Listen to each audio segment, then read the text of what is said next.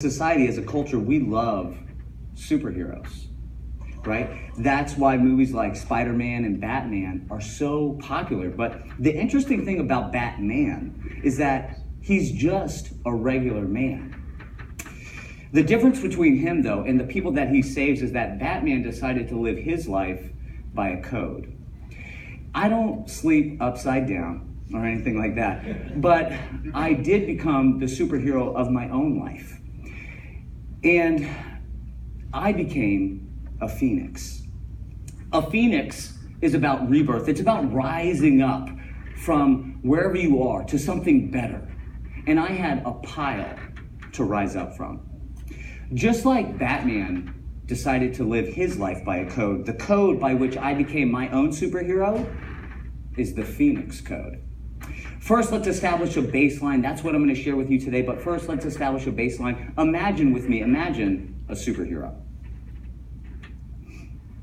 Whatever the opposite is of what you just imagined is exactly what I felt like waking up with my jaw wired shut, broken back, bone sticking out of my face, a brain infection that's literally killing me, and I wake up in the hospital after a horrific auto accident. I wake up totally blind.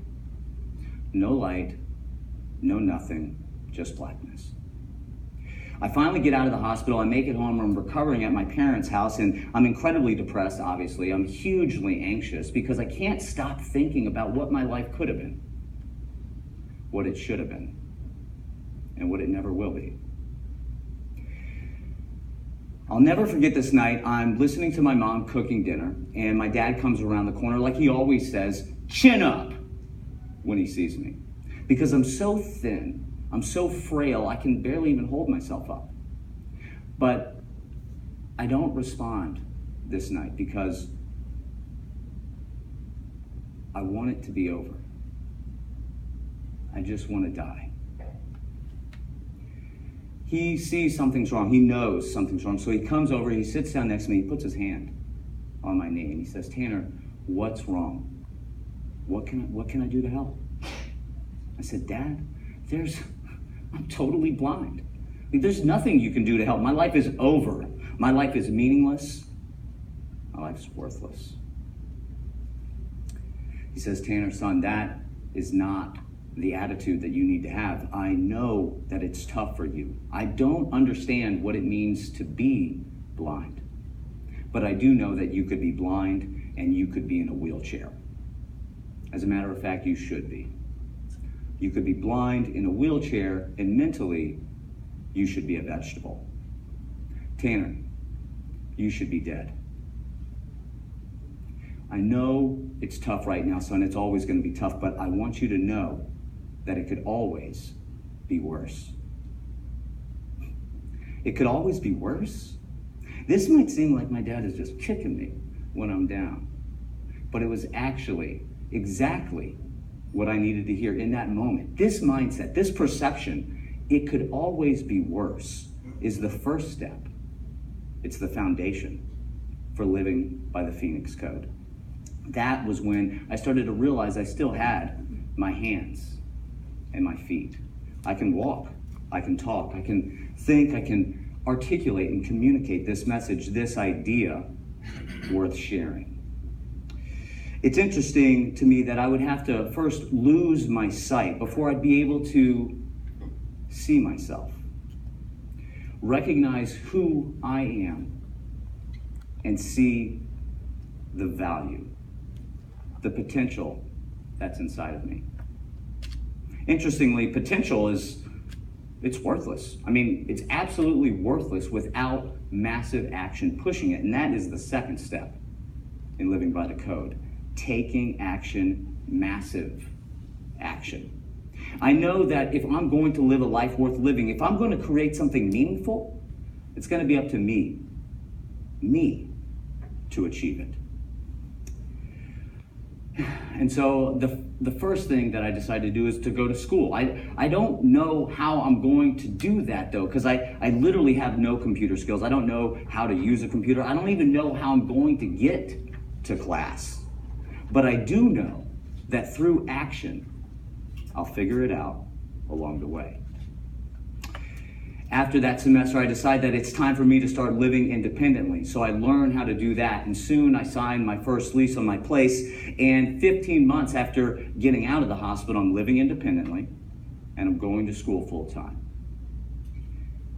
Taking action. The next year, I decided that I need to do more and I started working. So now I'm working full time, I'm going to school full time. I have actually very little time to do anything. But the one thing that I like to do at the end of my 15-hour day is I like to watch a little stand-up. And I would do that each weeknight by watching the Tonight Show monologue. If everything worked out just right, when I got home from work, I would turn on the TV and it would already be started. But this one night in May, I come home and I turn on the TV. Out of nowhere, the sports broadcaster is on. And I'm thinking to myself, what is going on here? Not one time, not once, has the universe brought me home so that I would see the news. Not one time before, not ever since. It was this one night. The one night where I would catch the news that would feature the one story, where I would hear the one sound that would change my life forever. So when I turn on the TV, the sports broadcaster comes on and he says, "Now here's a team who doesn't let anything come between them and the game they love to play." And that was when I heard,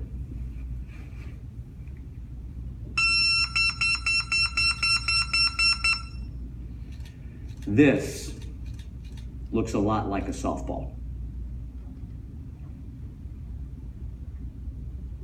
It means so much more than that.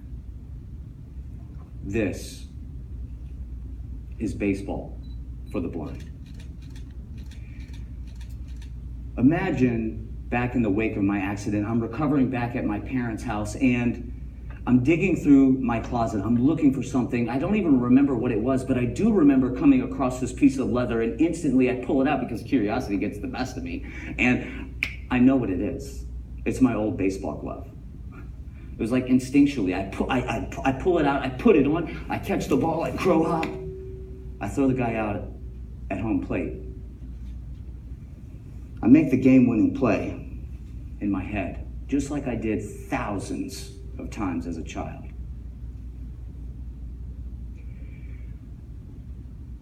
At that time, it was a time of reflection for me. It was about coming to terms with the situation in which I find myself. And that is a lifetime, an eternity of total blindness. So I take the glove off, I put it in the closet, and I walk away. And little did I know that just 4 years later, I would hear the sound